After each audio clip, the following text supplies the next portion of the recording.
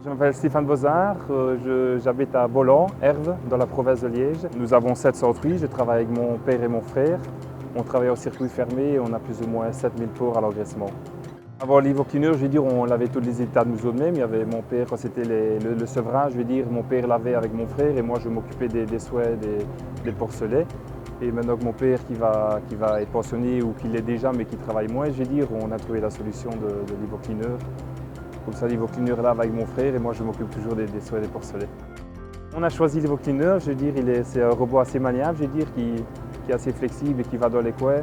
Et niveau à d'autres robots, je pense qu'il lave mieux et niveau finition, avec les vidéos que j'ai pu voir sur internet, c'était le meilleur choix pour nous. Le site ici, je veux dire, les loges sont assez profondes et alors je veux dire, on utilise d'abord la rotabus pour le début des loges et alors le fond des loges, je veux dire, on a l'avantage que Skipper nous propose les bus plates.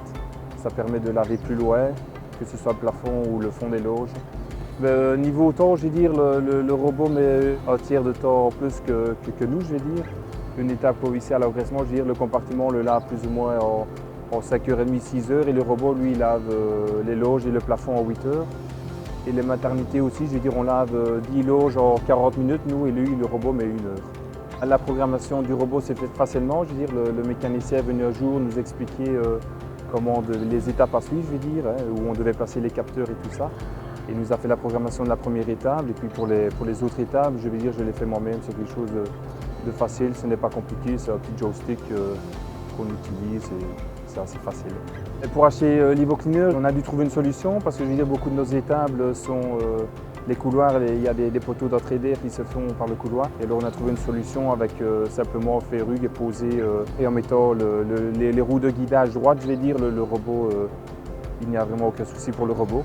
On utilise le robot un peu dans tous les états, je veux dire, que ce soit l'engraissement, les maternités, je veux dire, je lave aussi la verraterie et la gestation. Une fois qu'on a trouvé le système de rail, je veux dire, on peut l'installer un petit peu partout, le robot.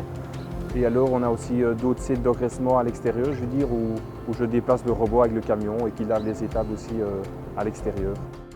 Du coup ici c'est vrai qu'on a eu la solution du rail. La famille Bozard ici a été très créative et a trouvé cette solution par rapport aux poteaux d'aération qui sont présents dans le couloir qui est toute la porcherie ici d'engraissement. Et alors du coup ces rails sont vraiment disposables comme ça dans chaque partie de l'exploitation, donc c'est vraiment l'idéal.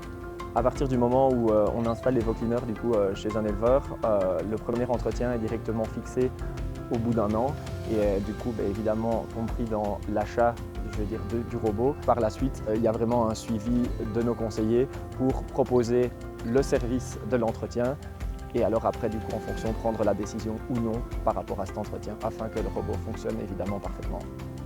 L'hygiène dans les étables c'est très important quand même pour les porcs et alors on a trouvé la solution avec l'ivoclineur je veux dire et alors on se consacre plus pour la désinfection après et c'était le robot je veux dire le plus adapté à nos étables et qui nous convenait le mieux je pense.